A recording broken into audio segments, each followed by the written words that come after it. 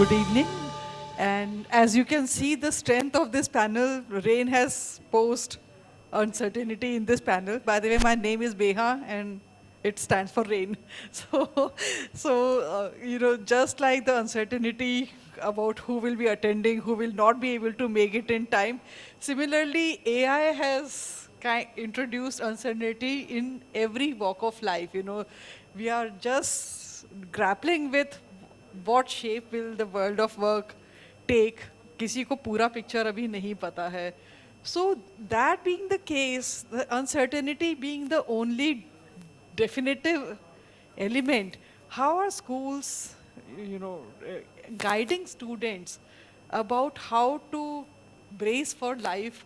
What kind of guidance are schools giving, and how are you equipping students and teachers for this task?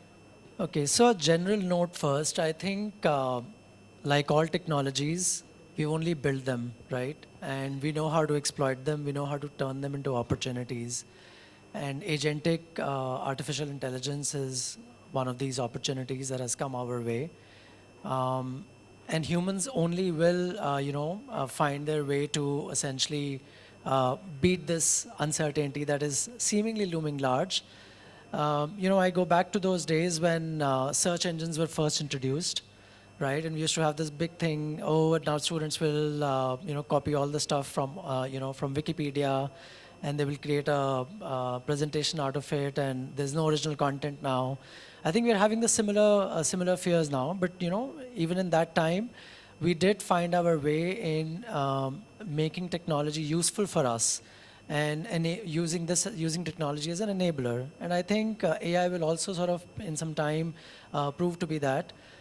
Schools specifically, continue to doing what they do best, essentially work with human relations, work around themes of compassion, kindness, empathy.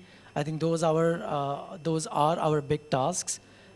In this time, I would say yes, schools are even more important because when you have relationships crumbling at homes, when you have relationships turning into digital ideas, having relationships with AI, fictional characters, then of course school I think repositions itself and comes out even more strongly in that space and takes the center stage.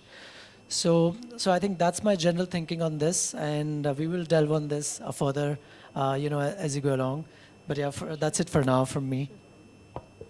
May I also ask you, in addition to what you'll be answering, what are the typical fears that students are expressing about job losses? On the contrary, students are quite excited about it. You see a lot of excitement in children about it because they are explorative by nature. Fears per se are more in adults, where fear is being instilled in children that jobs will become obsolete. But if we talk about guidance, like he said, schools forever have guided by modeling how they use something. As we brought in technology 25 years back into classrooms, we guided our children by using it optimally in various facets of school administrations, running of school, academics. Similarly, now we are modeling how AI can be used in saving time, how AI can be used in making our own research more effective. So more than fear, about excitement and how we can explore and become better learners.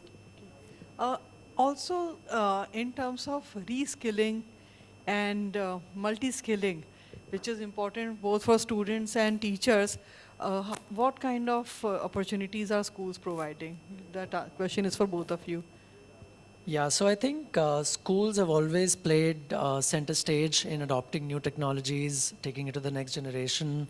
And in many cases, actually, schools don't even need to play a role. I think students learn a lot on their own, right? They don't even need, that formal class to learn these new technologies. I mean, they will know AI and, let's say, giving the right prompts better than us today.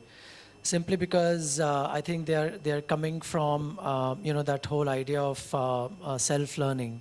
So that will typically happen. And in terms of schools playing that role, schools will continue to play that role as they have always done. There are no specific skilling programs, as such that are required. But yes, schools are providing that opportunity within the classroom to enable children to use AI productively, to do their research, as ma'am said. And I think that is already happening. The schools just have to create that right space and to create the right environment for them to thrive. And that's what the schools need to be doing right now. Also, beyond skilling about the prompt engineering we require, there are certain areas around keeping the use of AI humanized. That's another skill that we now have to bring in. And that humanization can only come when there is some independent learning without AI by the children. Today, if we are able to use AI in a certain manner, efficiently, it's only because of the learning that we had without AI. So we have to create a parallel world where children are able to bring in factors to contribute more to AI. If you talk about what is AI producing, AI is producing whatever is already there. But what will become in deficit in few years down the line if we stop becoming creative? We have to be able to create new things so that AI is able to adapt more.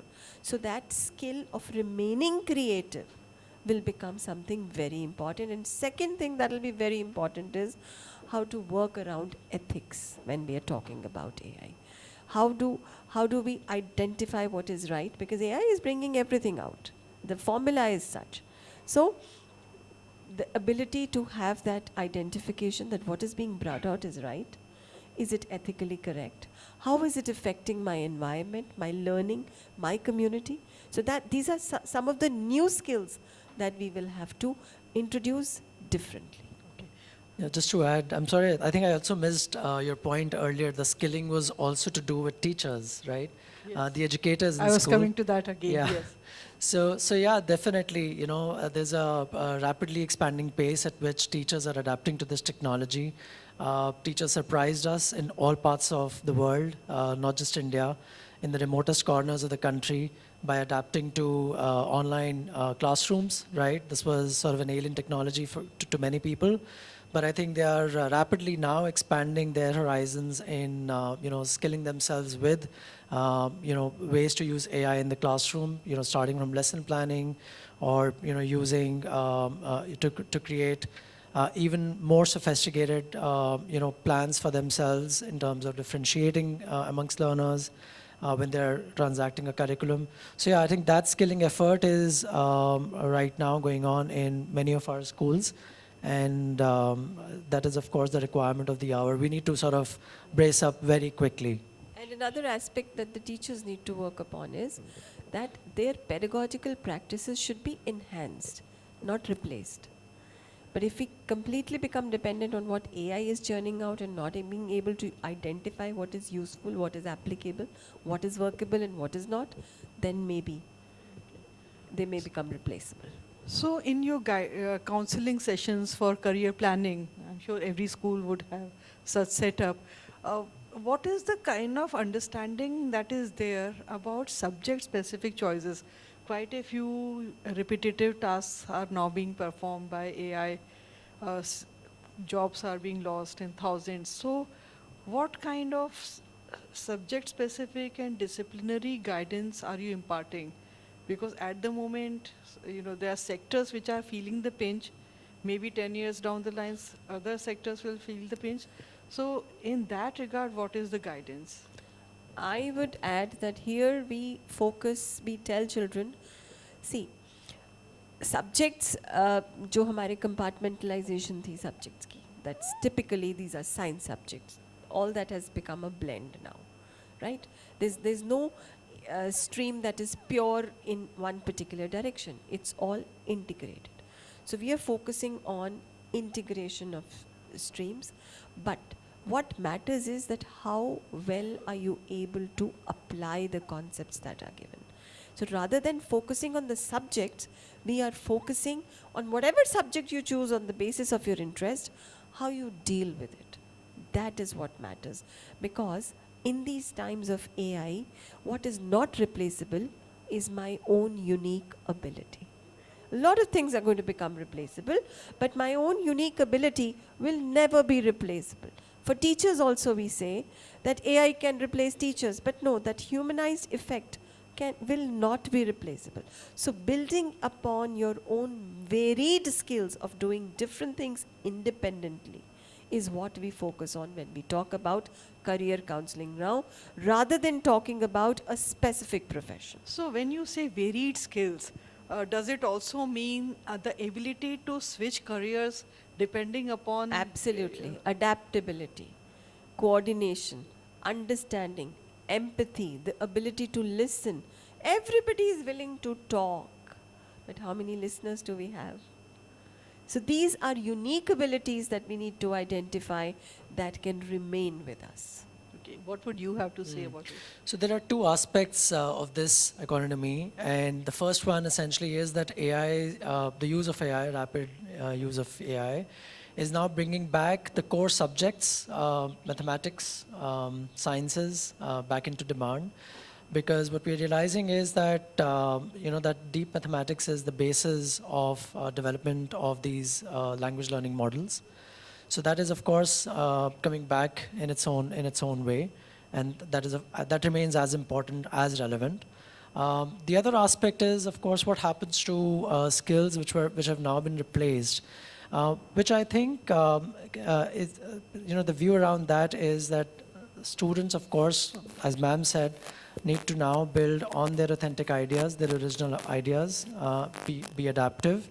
And therefore, we provide children the opportunities to create what are, for example, in our school, we do something called as passion projects, where every year you pick up something of your interest and you develop it deeply, and you create a creative outcome. So you research, you go through an entire process of 2 months, and you create something which is very unique to your own to your own idea, right? And it's deeply personal to you. So I think there has to be a switch from really curating my own life, my own pathway, and really putting it back on not what's happening around, but really what matters to me and what is relevant, for me. And in that sense, also, I think enabling children finding their deep purpose in life is an important task that schools are now tasked with. And I think it is even more relevant in this age than it was ever before. So that kind of really going deep into one's consciousness and really trying to find out what is it that I stand for and what is it that I want to do is an answer to this whole idea of changing skills and replacing skills and being willing to take up multiple roles and to even switch careers. Okay, so on several forums where we have, in business world, we have organized, there's this constant theme of moving up the value chain, that if you have to survive, you have to move up the value chain because AI will take up more and more of functions. What actually constitutes moving up the value chain, and how in a populous country like India can lakhs and lakhs of students be equipped to move up the value chain? What actually does it mean? Either of you can answer. See, why not? There are varied needs. If we say we talk about a populous country, if there is populous country has a need of having jobs, it also has needs, isn't it? So the skill of identifying a problem and developing the attitude of solving a problem goes a long way in moving up the value chain. So we as schools, educating places, we need to focus on these intrinsic value systems and skills that we can impart in our children. Identify the problem and solve it. Like Mr. Mridul said that we have passion projects. So these things are not replaceable by AI. Rather, if you have these skills, you will be able to efficiently use AI. So in times to come, professions are going to need people who can use AI efficiently. We often see people, even in schools, teachers are making use of AI in different ways, depending on their own ability, what they have developed. Some are able to curate it to the specific needs. Some are just able to lift ideas and just put it somewhere. So that ability we need to identify and build upon it. So similarly, we are not giving assignments to children which can simply be plugged in and the answers can be received. The child will be permitted to use AI, but in multiple ways. So saying that you not using AI for solving an assignment doesn't solve our problem. We need to make them adept and skillful in using it correctly so that their own value is enhanced. So before I move to the concluding remarks, I would like to have a few questions from the students who are present here.